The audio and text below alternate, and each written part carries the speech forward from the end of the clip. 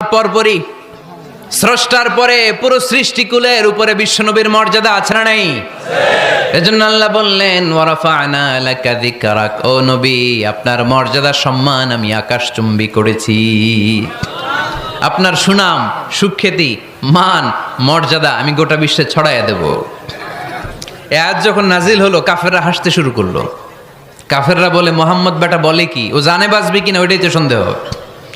আমরা যেই ষড়যন্ত্র পাকাচ্ছি ও জানে বাঁচবে কিনা সে এটাই সন্দেহ, তার নাম গোটা বিশ্বে ছড়াবে কি করে আমরা দেখে নেব।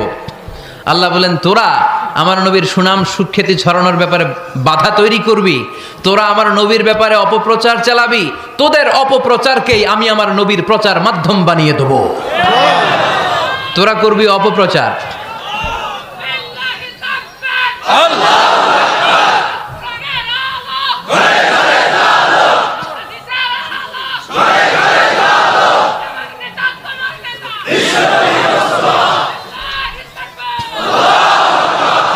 তোদের অপপ্রচারকে আমি আমার নবীর জন্য প্রচার মাধ্যম বানিয়ে দেব।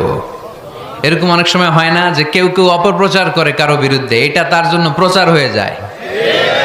কেউ অপপ্রচার চালায়, আল্লাহর মেহেরবানিতে ওইটা তার পাবলিসিটি হয়ে যায়। তার আলাদা করে প্রচার বিভাগের টিম তৈরি করা লাগে না, তার বিরোধীরাই তার প্রচার বিভাগের কাজে নেমে পড়ে।